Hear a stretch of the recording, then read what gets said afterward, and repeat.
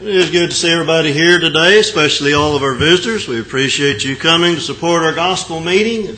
This is going to be a little bit different kind of a gospel meeting, and that's because Brother Michael Bonner wasn't able to get here until tomorrow.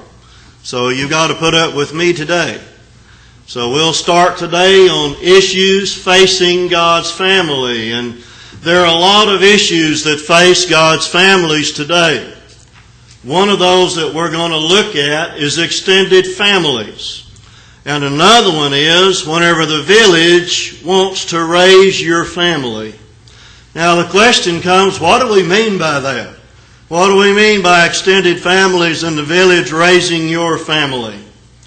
So first of all, an extended family, and this is from Wikipedia, says the term has come to be used generically to refer to grandparents, uncles, aunts, and cousins, whether they live together within the same household or not. However, it may also refer to a family unit in which several generations live together within a single household. So that's what we're looking at extended families. Now, what about the village wanting to raise your family? What does that mean? Again, Wikipedia. It takes a village is a proverb that leverages the cultural context and belief that it takes an entire community to raise a child. A child has the best ability to become a healthy adult if the entire community takes an active role in contributing to the rearing of the child. But there's problems come whenever that part of the extended family or when the village doesn't follow God. We can't allow extended families or the village to raise our family if they're not being obedient to God. Those ungodly members and those ungodly villagers, I'm going to call them, are going to teach our families the way of the world. They're going to be rebelling against God if we allow them to do that. And I have an example here from 2 Samuel chapter 13, verses 1 through 6. It says, it came to pass after this that Absalom, the son of David, had a fair sister whose name was Tamar, and Amnon, the son of David, loved her. Now you will notice there that Absalom and Tamar and Amnon are all children of David. But Absalom and Tamar have the same mother. Amnon had a different mother. Anyway, it says, Amnon was so vexed that he fell sick for his sister, for she was a virgin, and Amnon thought it hard for him to do anything to her. But Amnon had a friend whose name was Jonadab, the son of Shimeah, David's brother. So in other words, they're cousins. This is an ungodly family member. Jonadab was a very subtle man. He said unto him, Why art thou, being the king's son, lean from day to day? Wilt thou not tell me? And Amnon said unto him, I love Tamar, my brother Absalom's sister. And Jonadab said unto him, Lay thee down on thy bed, make thyself sick, and when thy father cometh to see thee, say unto him, I pray thee, let my sister Tamar come and give me meat, and dress the meat in my sight, that I may see it, and eat it at her hand. So Amnon lay down, made himself sick, and when the king was come to see him, Amnon said to the king, I pray thee, let Tamar my sister come and make me a couple of cakes in my sight that I may eat at her hand. And whenever that happened, he raped her. So there was a very ungodly family member who was teaching another family member the ungodly ways of the world. In Proverbs chapter 1, verses 10 through 16, says, My son, if sinners entice thee, and it doesn't matter who the sinners are, if they're of your own family, or if they're a neighbor, or whoever it may be. If they entice thee, consent thou not. If they say, Come with us, let us lay for blood. And we don't have to look at, just the laying for blood there. Let's go to the party. Let's go out where they're drinking. Let's go get some drugs. Let's go do this. Let's go do that. Things that are sinful. Continuing there in verse 11. Let us lurk privily for the innocent without cause. Let us swallow them up alive as the grave, and whole as those that go down into the pit. We shall find all precious substance. We shall fill our houses with spoil. Cast in thy lot among us. Let us all have one purse. My son, walk not thou in the pathway with them. Refrain thy foot from their path, for their feet run to evil and make haste to shed blood. These are ungodly villagers, we're going to call them. But again, it doesn't matter whether they're ungodly family members or ungodly people that live around us. We do not need or do not or cannot allow them to raise our family because they're going to lead them away from God. Ungodly family members and villagers try to get us to be just like them. You know, you've heard the deal, if everybody else is doing it, you want to follow everybody else off a cliff? Well, yeah, we do. There are a lot of people that follow that same pathway and just walk right off the cliff with everybody else. In 1 Peter 4:3-4, it says, "For the time past of our life may suffice us to have wrought the will of the Gentiles, when we walked in lasciviousness, lust, excess of wine, revelings, banquetings, and abominable idolatries." And we're going to look at each of those individually to see what they are. Verse 5, "Wherein they think it strange that ye run not with them to the same excess of riot, speaking evil of you." Now let's take a look at some of the words and see what he's talking about. The word lasciviousness, and this is Thayer's definition. Wanton acts or manners as filthy words, indecent bodily movements, unchaste handling of males and females, etc. You think about if you're in school, they want you to go to the prom or whatever. They want you to go to the parties where dancing is. Well, dancing is lasciviousness. But also other things as filthy words. That also is included in lasciviousness. He also mentions lusts. Thayer defines that Greek word as a desire, craving, longing, or a desire for what is forbidden. Lust.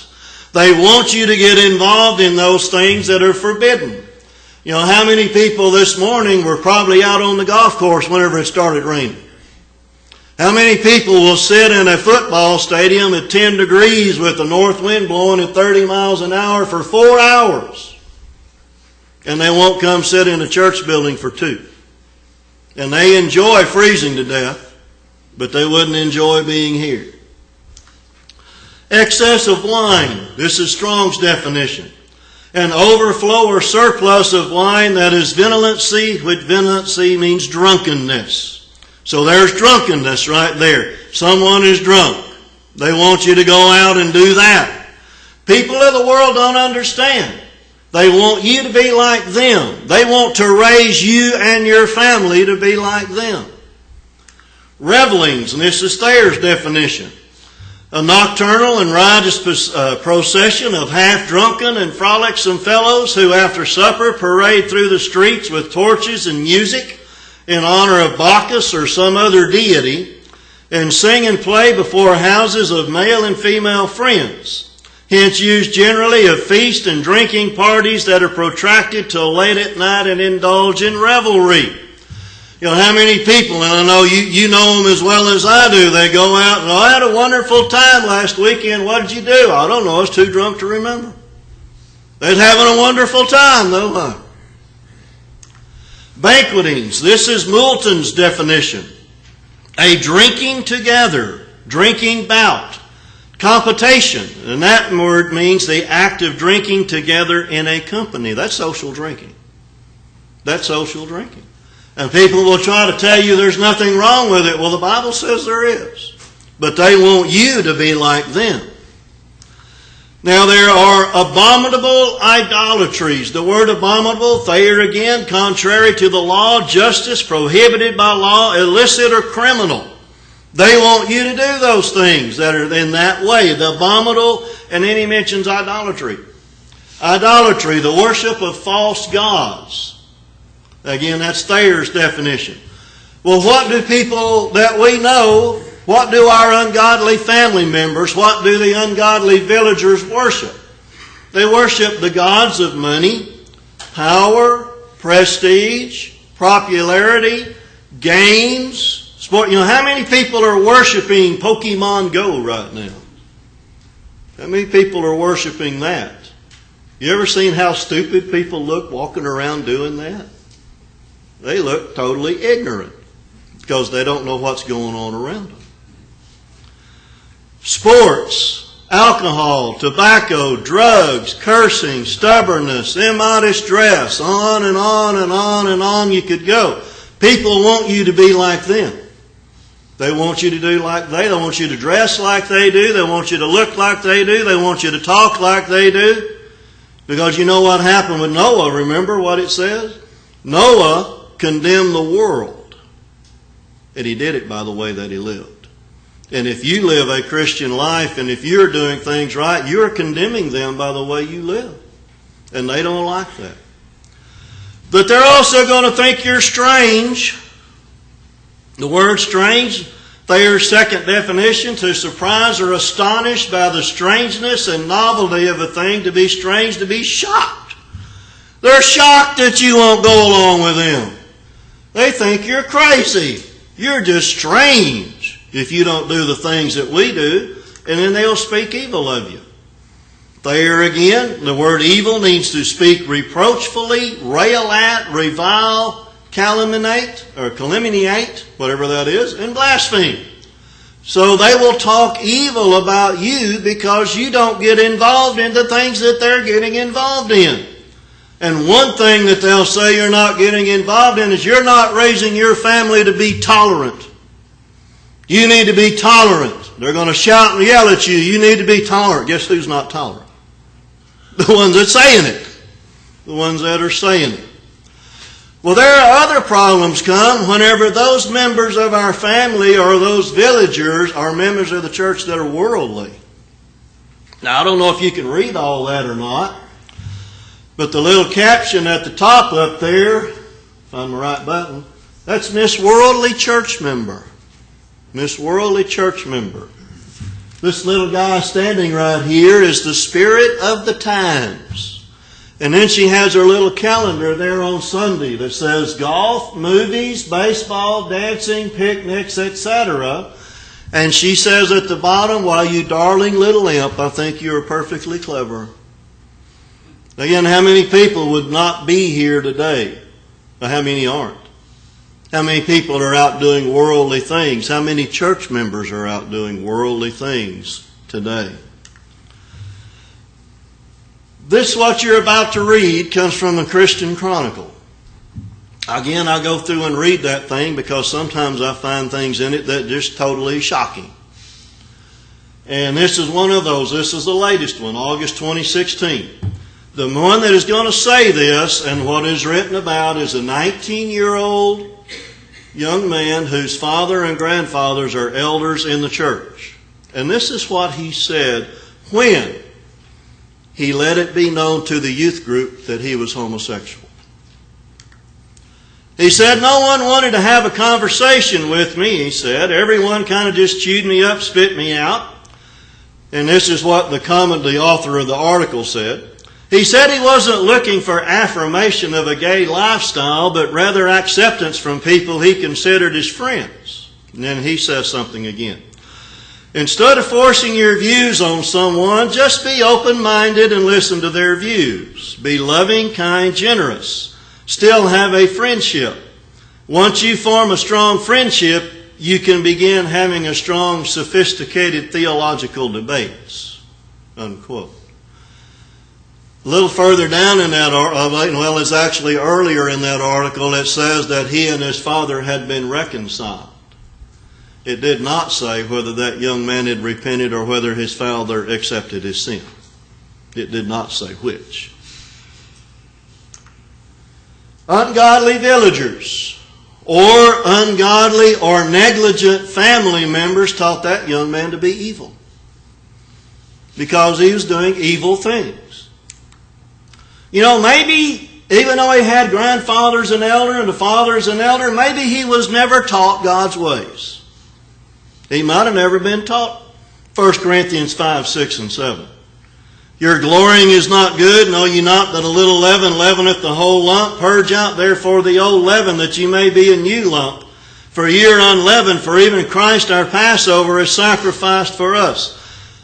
Maybe those two elders in his family don't understand that if you let a little sin come into the church, it's going to affect the whole church. And if that be the case, they're not qualified to be elders. Because that young man surely had never heard that, to have his attitude. What about 1 Corinthians 5:11? He said, Paul, but now I've written unto you not to keep company if any man that is called a brother be a fornicator, or covetous, or an idolater, or a railer, or a drunkard, or an extortioner, with such a one know not to eat. If that young man, and I assume since he was in the youth group, was a Christian. I may be assuming wrong. But if he was a Christian, homosexuality is included in fornication. He should have been withdrawn from it. They should not be eating with him. But maybe he never heard that, even though his father and grandfather were elders, and maybe they never taught that. 1 Corinthians 15:33, the American Standard Version. But be not deceived, evil companionships corrupt good morals. Tell you what, those people that were not being friends with him, were not being in companionship with him, they had the right idea, because he will corrupt them. And I tell you what, from what I was reading in the Christian Chronicle, it will corrupt. That Christian Chronicle will. It will corrupt people. That young man would be an evil companion for them. Now Ephesians 5, maybe he never heard this. Have no fellowship with the unfruitful works of darkness, but rather reprove them. Maybe he never heard that. But he needed to. He needed to. He wanted others to accept him in spite of his works of darkness. You know, just accept whatever's going on, is what he said a while ago. Maybe he didn't know what Ephesians 5:11 meant. Maybe they never taught him that. What about Ephesians 6:1-4? Maybe he was never taught to obey his parents in the Lord, for this is right.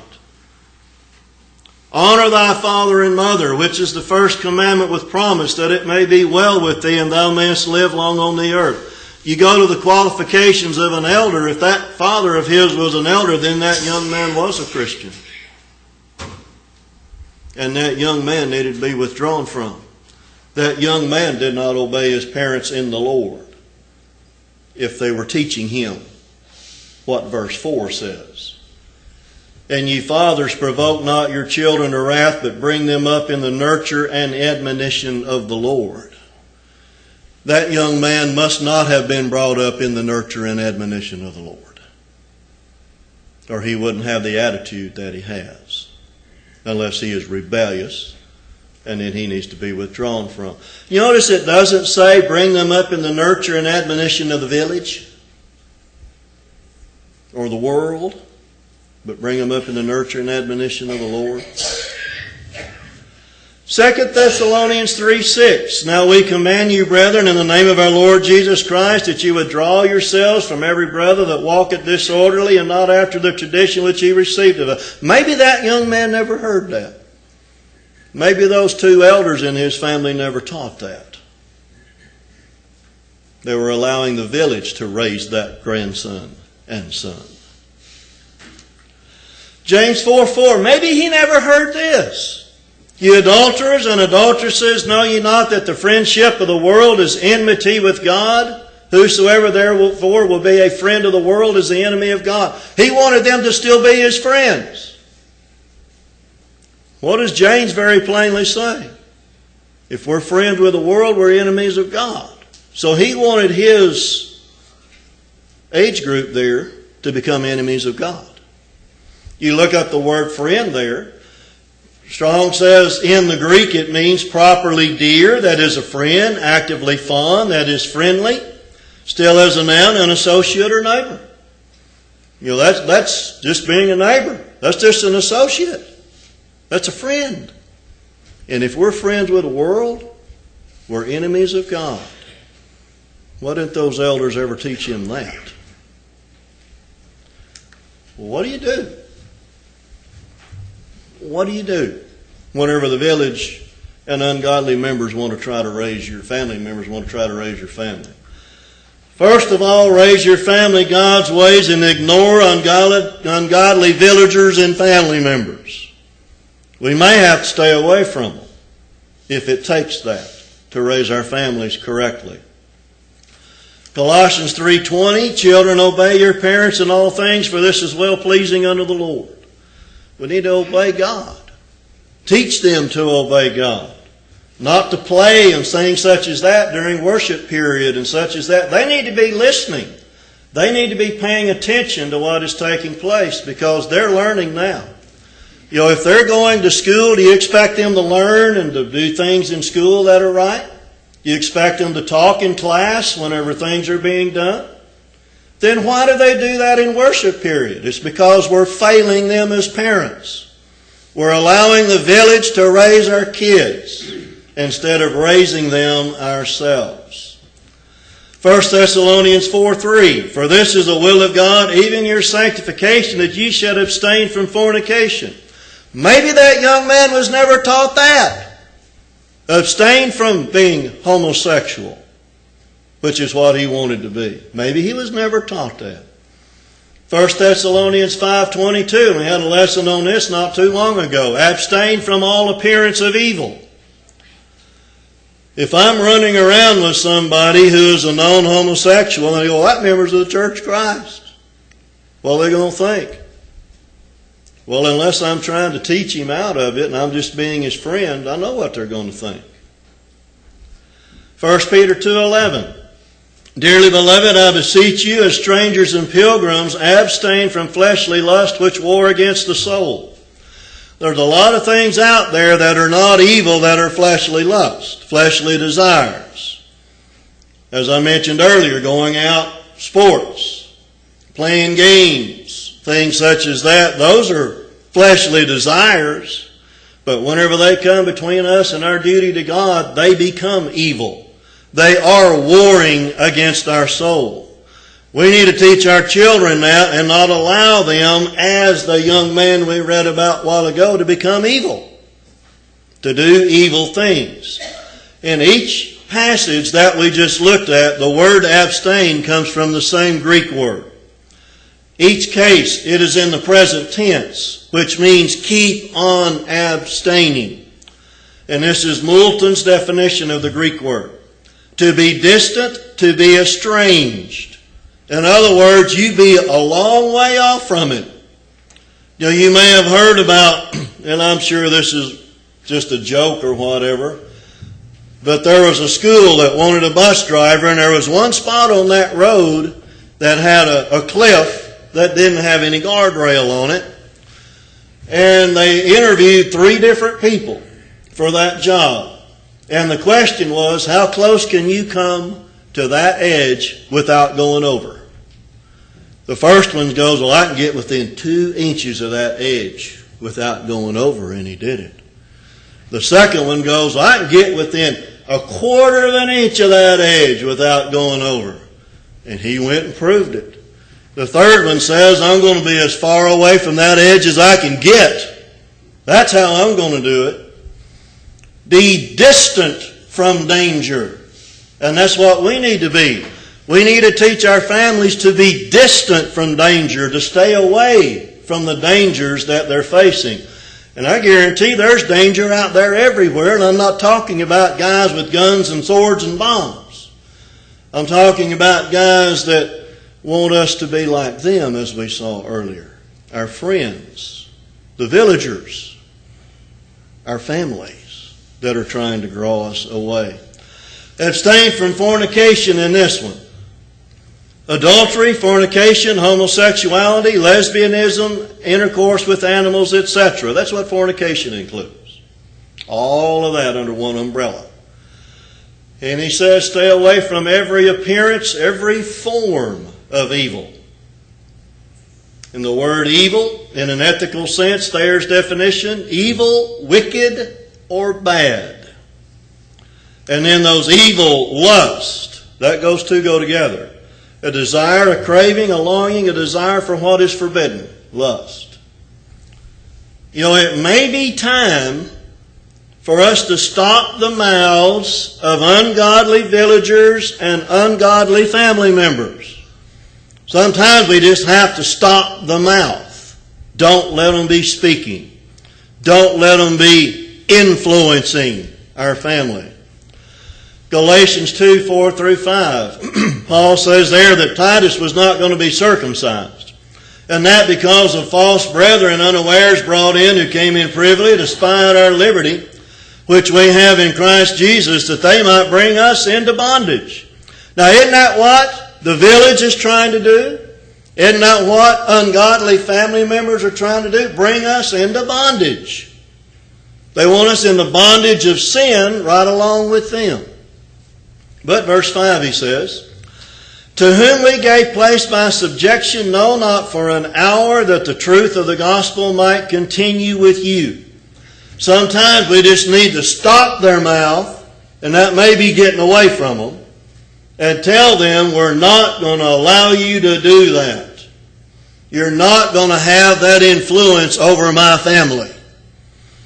And I know the government's out there telling us now that we don't know how to raise our families. We need them to help raise our families. I guarantee they don't know. They don't know because they don't follow the Bible. They don't care about God's ways. They go by their own ways. And they don't care whether you or your family is going to hell or not. They just want you to be tolerant. They want you to be accepting of everyone. That is, unless you disagree with them, and then they're not tolerant and they're not accepting. But we need to shut some mouths up sometimes. Titus 1, 10 and 11. For there are many unruly and vain talkers and deceivers, especially they of the circumcision, whose mouths must be stopped, who subvert whole houses, teaching things which they ought not for filthy lucre's sake. Again, stop their mouths, because they are subverting our family. They're leading us astray. They're leading us away from God and into the way that the village wants to go. The word unruly there in the Greek, Thayer says it means not made subject or subjected. That cannot be subjected to control, disobedient, unruly, refractory. They are disobedient. And they are vain. Idle talkers, one who utters empty, senseless things. Unruly. How many things in this world are empty and senseless? You listen to some of the things that are said. They are. They're worthless whenever it comes to salvation. And it says they subvert whole houses. They overthrow, overturn, destroy. They're trying to destroy our family. Now they think they're doing right. But whenever they're turning us away from God, they are destroying our families. They're leading us away. So whenever somebody says, the extended family or the village wants to raise your family, you tell them, no way. The Bible's going to raise my family. I'm going to raise them according to God's way. So are you and your family going to be right with the village? Or are you going to be right with God? Which one's it going to be?